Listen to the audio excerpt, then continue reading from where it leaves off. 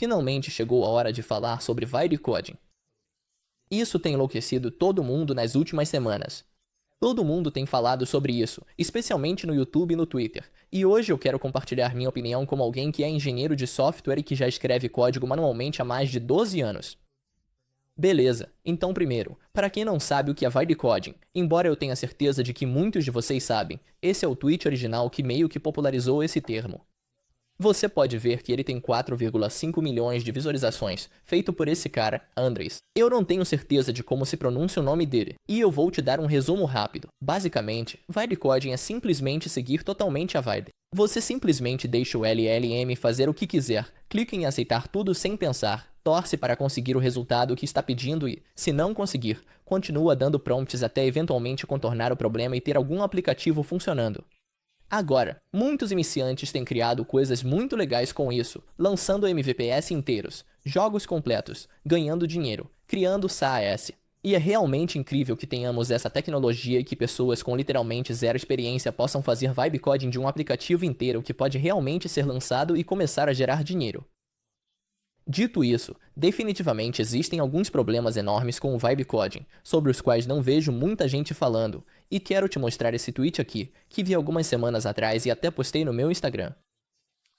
Vamos lá. Acho que isso é algo que vai acontecer muito mais no futuro. Vamos ler rapidamente. Esse cara diz: estou sendo atacado. Desde que comecei a mostrar como construir meu SaaS usando o cursor, coisas aleatórias estão acontecendo. Uso máximo das chaves de API, pessoas burlando a assinatura, criando coisas aleatórias no banco de dados. E como você sabe, eu não sou técnico, então está levando mais tempo do que o normal para eu entender o que está acontecendo. Por enquanto, vou parar de fazer as coisas publicamente. Tem gente estranha por aí. Agora, eu acho que essa é uma realidade infeliz que muitos Vibe Coders vão começar a enfrentar assim que passarem do estágio de MVP ou de construir algo legal no próprio computador para realmente colocar em produção. Como qualquer pessoa que é engenheira de software sabe, programar normalmente não é realmente a parte difícil de desenvolver uma aplicação.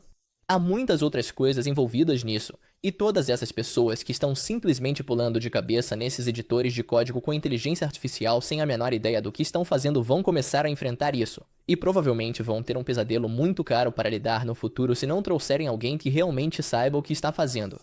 Agora eu quero me aprofundar mais nesse assunto e compartilhar minhas opiniões e previsões sobre o que vai acontecer no futuro com o Vibe Coding.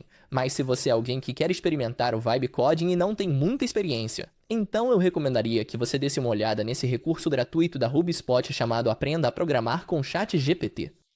Eu deixei um link para ele na descrição, onde você pode conferir totalmente de graça. Esse recurso é extremamente relevante porque transforma o que antes era uma curva de aprendizado íngreme e frustrante em um caminho personalizado e alcançável. Esse guia mostra maneiras práticas de usar o ChatGPT, desde escrever códigos mais limpos e rápidos, até depuração, documentação e até mesmo usar a inteligência artificial como um pato de borracha para melhorar a resolução de problemas. Lá dentro, você vai encontrar um roteiro completo que cobre desde os fundamentos da programação até a escolha da sua primeira linguagem de programação. Também inclui prompts específicos e estratégias para aproveitar o ChatGPT como seu tutor pessoal de programação, com modelos exatos que você pode copiar e colar para obter respostas mais significativas. Pessoalmente, minha parte favorita é o capítulo 3, onde explica exatamente como usar o ChatGPT para depurar seu código e entender conceitos avançados de programação. A forma como ele detalha como fazer as perguntas certas para obter os melhores resultados é ouro puro. Assim você pode programar mais rápido, construir mais coisas e eventualmente ser contratado mais cedo. Um grande obrigado a HubSpot por patrocinar este vídeo e disponibilizar recursos como este totalmente de graça.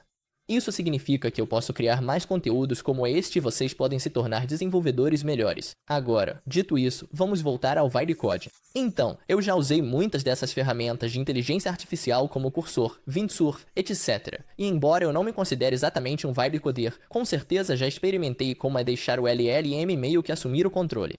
Dou um prompt, deixo ele fazer alguma coisa, simplesmente clico em aceitar tudo sem pensar muito e, para ser sincero, é impressionante o que ele consegue fazer em apenas alguns prompts, e eu acabo tendo resultados realmente incríveis.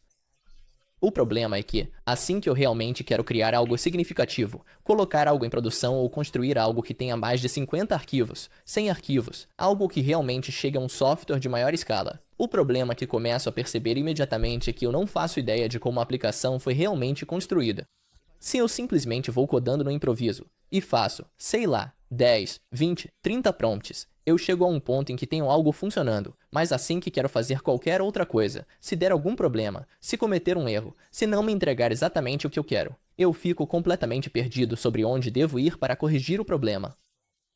Quando você escreve código, especialmente quando faz isso à mão ou pelo menos revisa o que está acontecendo e entende profundamente a base de código, você começa a construir esse tipo de contexto mental, que é muito útil para realmente criar algo novo ou para se aprofundar na base de código. Eu sempre digo isso, mas como um desenvolvedor novo, sabe, leva um tempo para você se acostumar com uma base de código, mas uma vez que isso acontece, você tem esse contexto e entendimento por trás que te permite avançar muito mais rápido e realmente ser produtivo.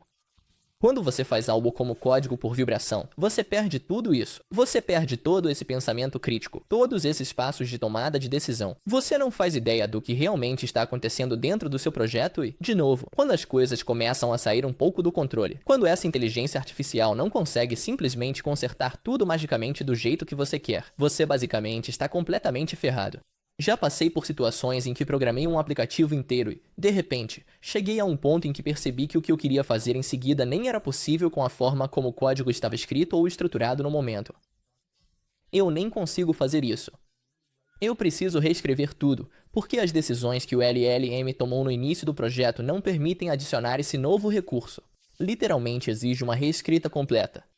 Agora, acho que esse é o ponto principal e o maior problema do vibe coding. Se você quer construir um software que realmente funcione, é preciso entender por que o software foi projetado daquele jeito e tomar decisões desde o início que vão impactar o software lá na frente. Acho que muita gente esquece que a parte de realmente codar, de escrever as linhas manualmente, nunca foi o mais difícil no desenvolvimento de software. O mais difícil sempre foi o design, levantar os requisitos, lidar com aquele gerente irritante que fica pedindo coisa nova o tempo todo, e também escrever um código que você consiga manter e modificar no futuro. Qualquer pessoa que já trabalhou como desenvolvedor de software sabe que o trabalho não termina quando você escreve o código. Na verdade, todo pedaço de código que você escreve é uma responsabilidade para a empresa, que agora precisa ser mantido, testado e, possivelmente, alterado no futuro. E quanto maior e mais complexa a base de código fica, mais caro isso se torna, não só em termos de recursos e servidores, mas também de trabalho de desenvolvimento propriamente dito. Mesmo que tenhamos essas equipes de agentes de inteligência artificial trabalhando nessa base de código, ainda é necessário saber o que você quer construir, que isso seja projetado da maneira correta e que, pelo menos, você elabore algum tipo de arquitetura de alto nível. O que, mais uma vez, sempre foi a parte difícil da engenharia de software. Quando eu simplesmente vou no improviso e só dependo da inteligência artificial para codar, eu literalmente me sinto como um macaco em um experimento, brincando com um monte de botões e alavancas aleatórios e só torcendo para que eu consiga algum tipo de resultado. Eu realmente não penso. Eu me sinto burro. Quando algo dá errado, eu não faço ideia do que realmente está acontecendo e sinto que estou perdendo todas aquelas habilidades de pensamento crítico que, na verdade, me tornaram um bom desenvolvedor desde o começo. Então, eu fico muito assustado com o que pode acontecer no futuro se todos os novos desenvolvedores simplesmente aderirem ao vibe coding, porque eles até podem construir algo, mas vão acabar perdendo aquelas habilidades que realmente tornaram os desenvolvedores de software valiosos desde o início. E, como naquele tweet original que você viu, vamos ter muita gente que constrói esse tipo de aplicação, começa a ganhar usuários, começa a ganhar dinheiro e o software escala e cresce até um ponto em que eles não têm experiência suficiente para realmente manter aquilo, e vão precisar de pessoas experientes para entrar. Posso te dar um ótimo exemplo. Um dos meus amigos, David Andres, talvez vocês conheçam, ele tem um canal no YouTube falando sobre inteligência artificial, e está exatamente nessa situação agora. Ele é mais um programador de vibe. Ele tem um pouco de experiência em programação, mas construiu um aplicativo de inteligência artificial inteiro chamado Vectal. Agora ele tem um monte de usuários. Ele está faturando cerca de 20 mil por mês e chegou ao ponto em que precisa contratar desenvolvedores para manter o aplicativo, porque já passou do nível de experiência dele. Ele não consegue mais programar só na vibe. Ele meio que bateu naquele limite em que, claro, consegue criar novas funcionalidades, mas precisa de alguém experiente para dizer: não faça isso, não faça aquilo. Isso vai nos custar $1 milhão. Essa não é uma boa decisão. Você não pode simplesmente programar tudo só na vibe. Então, esses são muitos dos problemas que estou vendo agora, e acho que muitos desenvolvedores estão perdendo essa capacidade de pensamento crítico, que acredito que vai se tornar cada vez mais valiosa no futuro.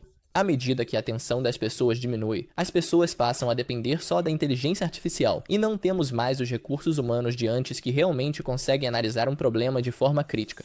Agora, isso me leva a uma espécie de previsão para o futuro. Agora, não sou ingênuo ao ponto de não perceber que essas coisas melhoram a cada dia. Esse vídeo pode estar desatualizado em 3 ou 4 meses. A inteligência artificial pode ficar tão absurdamente boa que tudo o que mencionei nem vai importar mais e ela vai tomar decisões melhores do que eu e você. Se chegarmos a esse ponto, então não são só engenheiros de software que estão ferrados, mas praticamente todo mundo. Porque quem vai precisar de advogado? Quem vai precisar de médico? Quem vai precisar de algo se tivermos uma inteligência artificial nesse nível, capaz de decidir coisas importantes, já que isso vale além da engenharia de software?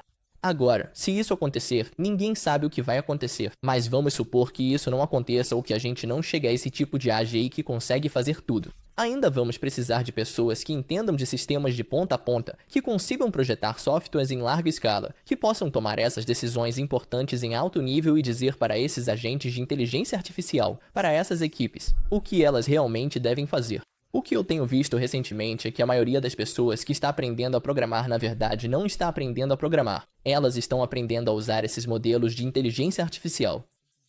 E embora isso seja ótimo, e eu realmente acho que você deve fazer isso, as pessoas que de fato aprendem os fundamentos, que entendem o básico, que constroem esse contexto e se dedicam de verdade, eu acho que essas vão ser raras nos próximos anos. E quem tiver esse conjunto de habilidades vai ser extremamente valioso, porque a maioria das pessoas que escreve código não faz a menor ideia do que realmente está fazendo.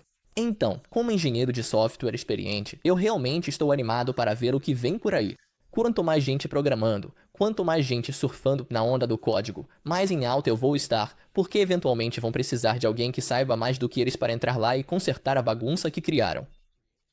Essa é a minha opinião. É isso que eu vejo acontecendo nos próximos 6 meses, 12 meses.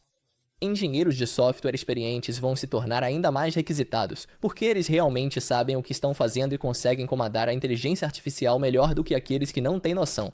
Sim, a parte manual de escrever código, eu acho que isso vai desaparecer muito em breve, e não vamos mais precisar escrever dezenas de milhares de linhas de código manualmente. Isso é algo que me anima, mas ainda vamos precisar usar aquelas habilidades essenciais de engenharia de software que, de novo, são uma competência e não podem ser completamente substituídas pela inteligência artificial, pelo menos não no nível atual. Agora, talvez vocês achem que eu estou me iludindo. Talvez vocês achem que sou louco. Sinceramente, não sei o que vai acontecer. Isso é só uma previsão. Posso estar errado, e estou disposto a aceitar se acontecer. Mas eu quero saber o que vocês acham. Então me contem aí nos comentários. E a gente se vê em outro vídeo.